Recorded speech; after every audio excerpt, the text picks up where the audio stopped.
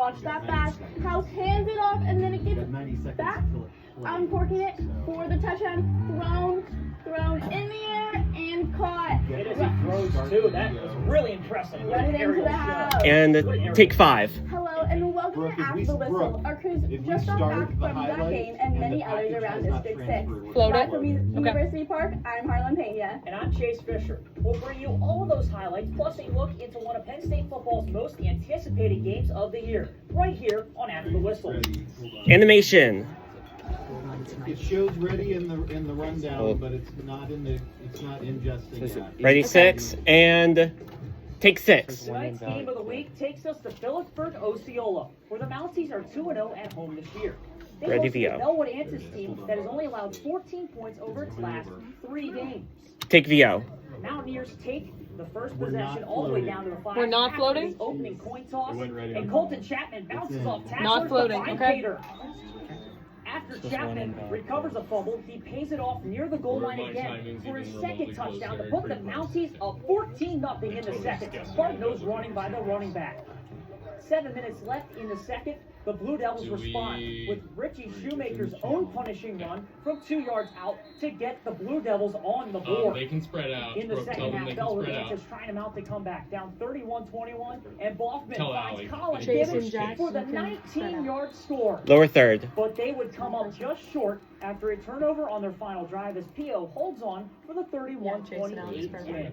Full The screen. Blue Devils fall to 500 and host BG next. P.O. goes to 4-2 and hosts Belfont next week. 6. Our Game of the Week reporter Alec Brown was at P.O. to cover the matchup. Alex, sounds like we picked up a great game to feature this week. And, well, Chase, I mean, we sure did. This matchup was all about the Bellwood Ready, Antis package. defense against the PO offense, and only one could come out on top. Package. Football masterpiece was put on by Minute 24. Osceola early on. Their staggering defense translated into grinded out offensive possession. The trenches. I'm catching 6. Focal point. The man who benefited from the offensive line was Colton Chapman. I gotta get to my line. They lost across line and my lead back's blocked. Thanks, Eric. Hope I spelled his name right. But it wasn't just the line play on the offensive side. The Mountaineers across the game accumulated 4 forced fumbles. One was recovered by none other than Chapman. I knew we had to step up, and when I saw the ball, I had to get it. I knew it was big for us. Big You heard that right? No. We don't know if that's the exact altitude of the quote, so there might be some pad, but Okay. In the first half, but it'd be their mentality and grit that were put to the test in the second.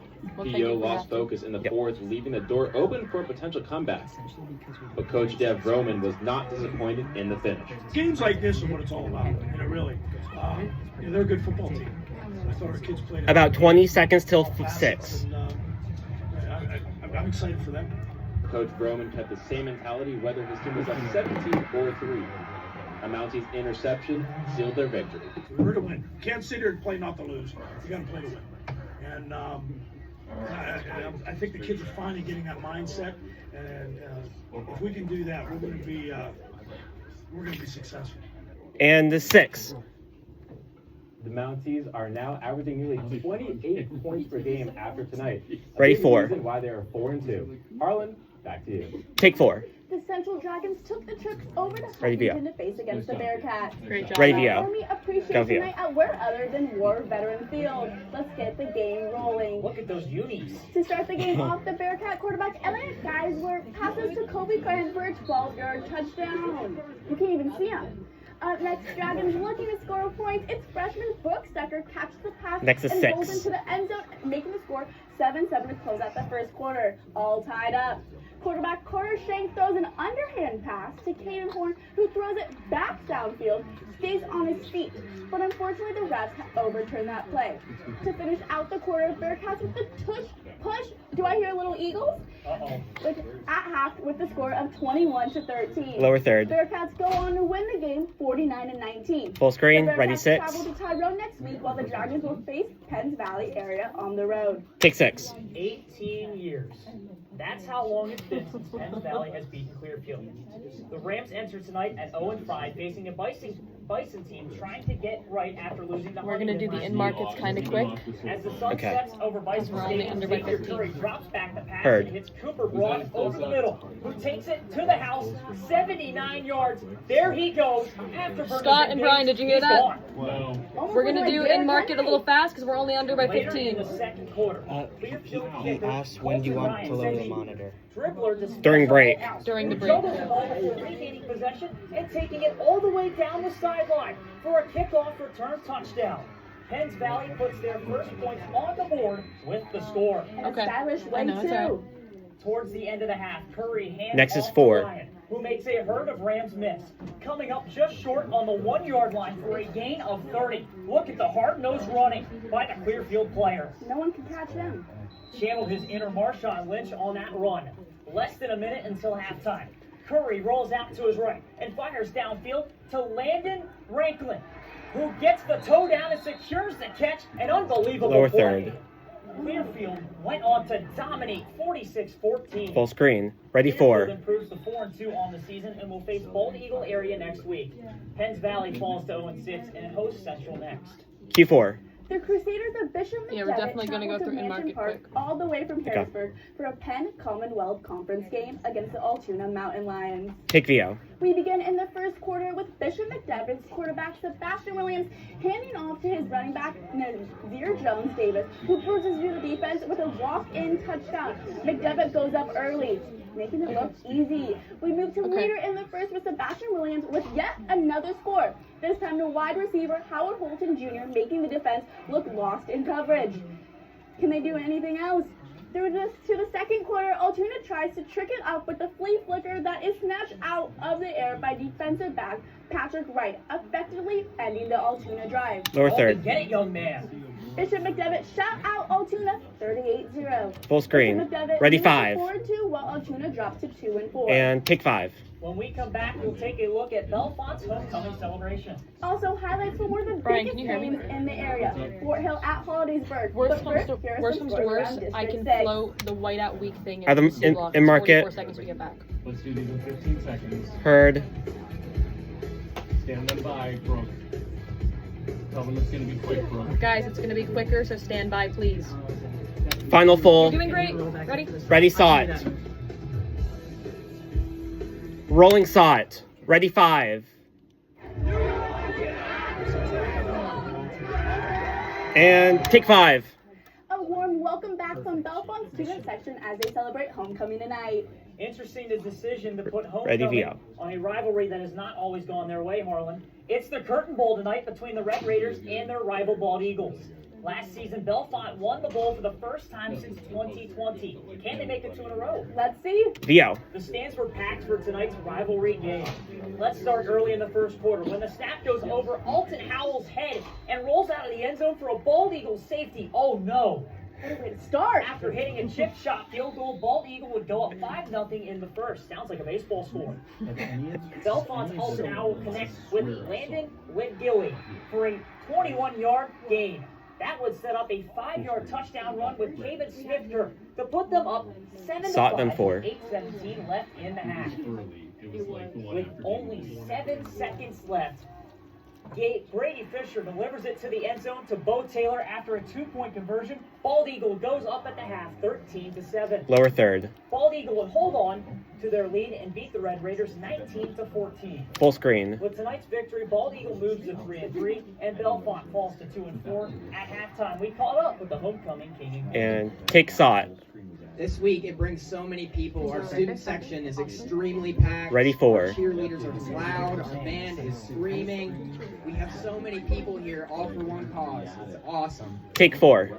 The Junita Valley over Hornets by have been 11. buzzing to a 4-1 start to their season, and tonight they face Moshannon Valley. VO. The Hornets enjoy youth night with their junior cheerleaders, starting their Next is career from a 6. very young age.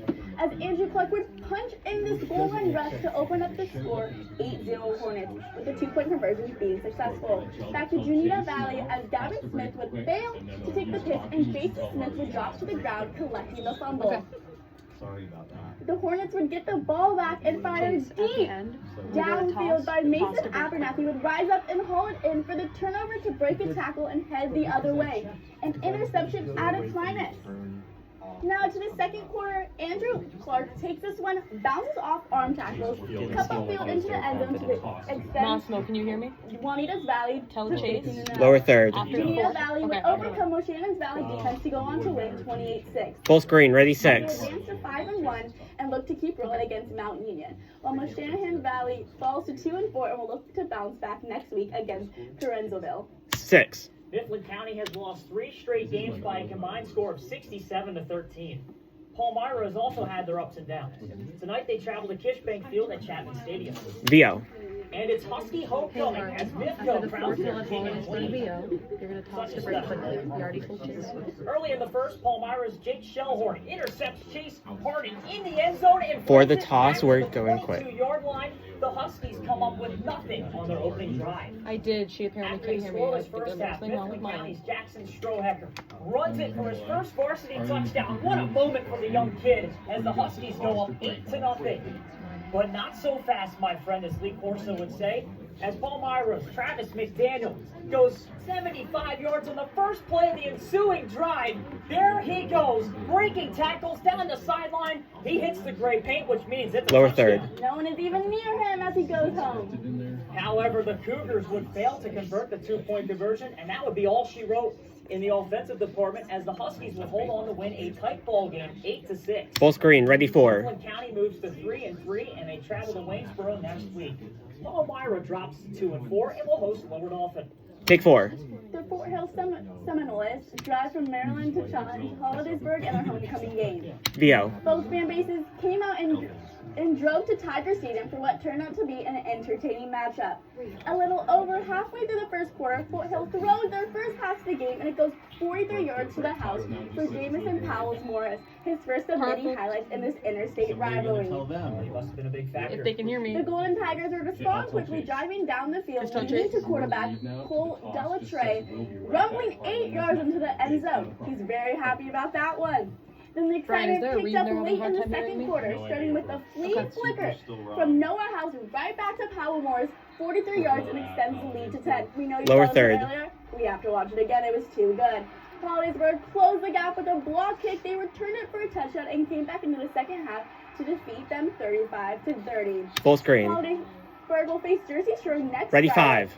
and Fort Hill will travel down to West Virginia to face the Bridgeport Indians. 5.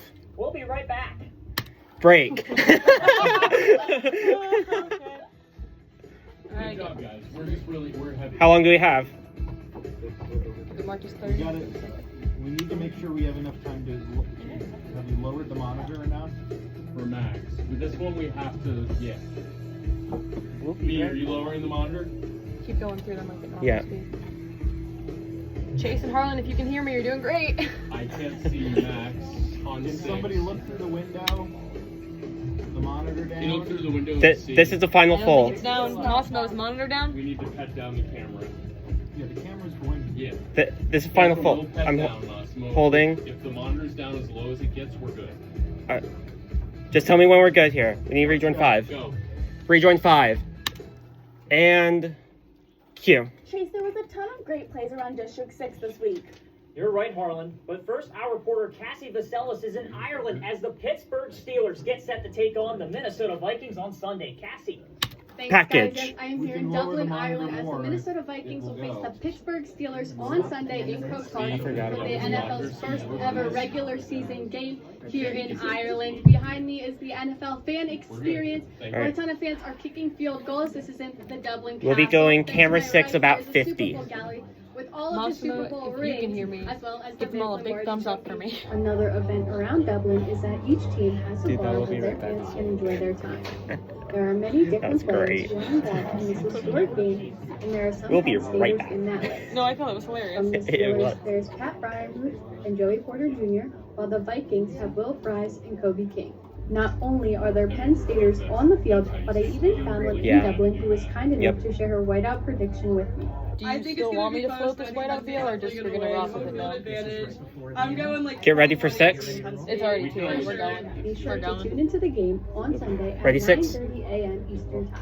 Take 6. It's a big week for football in the state of Pennsylvania, especially here in State College.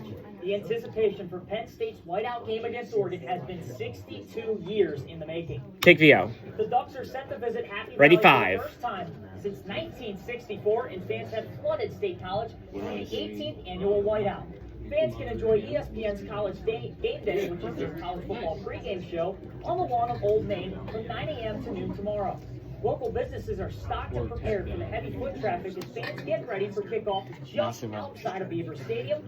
Students have been camping out all week in anticipation for tomorrow's top 10 matchup. Take 5. Penn State football welcomes in the Oregon Ducks Ready, this 6. weekend for a top 10 matchup. Fans eagerly await kickoff and the biggest game of the season so far. Our reporter Max Mag has more about the game. Take 6. Thanks, Harlan. Outside of the Whiteout Week festivities, there are still some questions surrounding the Penn State football team, particularly with the offense. Take package. Penn State's offense outperformed its non-conference competition. Minute 54. But compared to Oregon's first 3, the Nittany Lions Yes, have he's on scored weather, 4 and fewer Jack Dobbins touchdowns should be and reporter 30 1. fewer points. Much of the blame is landing on quarterback Drew Aller. Despite the criticism, Coach James Franklin sees growth and maturity. We'll be going 6-5 key wall after package. The position. It's the first time any of us have 6-5-4 after package. Stories It with does. the team about maybe his freshman year being on social media and is not on social media anymore. Like all that stuff. It's a distraction. Aller has options in the passing game. One of them is sophomore Luke Reynolds, who has made an impact so far this season. He showed flashes of it last year. This spring, he did a great job. But Luke is shown to be a guy that's going to make plays in critical moments. But Aller also needs protection to make plays. This week, About a the minute. offensive line is facing star linebacker Mateo Uyunglele, who has 3 sacks in 4 games. For Penn State offensive lineman Vega Ioane, Uyunglele isn't the only one he's worried about. We don't prepare for one player. It's focusing on us and what we need to fix and what we saw the past 3 games. He's a respected player. He's a really good player, but it's all about us going out there and dominating and doing what we need to do. Although there's About lot of 30 pressure on the seconds. entire team against the Ducks, the key advantage the Nittany Lions have is the environment. And just the anticipation and the build up, the students sleeping outside the stadium Over by all 21 week. seconds. It's just turned into a special event, and not just in football, really in Who in sports. for a minute? If you're a sports fan, this We is do, like a yep. bucket list thing We're chilling. that you need to attend. And take 6. Penn State is converting less than 40% Oh, we're only over by of the 13 now, time so we're on really third chilling. down. Ready, 5. Improving on third down will be critical for the Nittany Lions to get a win and send their fans home happy. Chase, Harlan, the Nittany Lions are going duck hunting tomorrow night. Take 5. Harlan, we've seen Ready, much 4. action tonight from around District 6, but let's turn it to our Jack Dobbins for our best moments. Take 4. Thanks, Chase. There has been a ton of great action throughout District 6 today, but here are the top 3 plays of the night. VO. We lead off in Clearfield as Colton Ryan boots the wrong half of the ball for an unintentional squib right to Spencer Wallhouse of Heard. Penn Valley, who reads his teammates' blocks perfectly, blitzing almost the full length of the field down the sideline for the score. It's long, I know. Coming in at number 2, Noah House and Braylon Younger play hot potato with the football. He's good at reading Resulting in a those. 43-yard score by Jameson Powell Morris for our first but not last flea flicker of the Number night. 1. As here's the other, as quarterback Ready, 4. dishes it to Mekhi Jackson, who heaves the ball downfield and is intercepted by one of the greatest picks I have ever seen. Shades of OBJ on that snag from Patrick Wright of Bishop McDevitt. And take 4. Those were our top Ready, 3 5. plays of the night. Back to Harlan and Chase. And take 5. That's going to do it for us this week on After the Whistle. For more updates about our show and our coverage of games, follow us on X, Instagram at ACWPSU. Oh, we're good. I'm Harlan. I know we Pena. are. I'm pretty And happy. Chase Fisher. Tune in next week for more coverage of District 6 football and, of course, Penn State gridiron ball. Right here on After the Whistle. Rolling credits. It's out. It's out.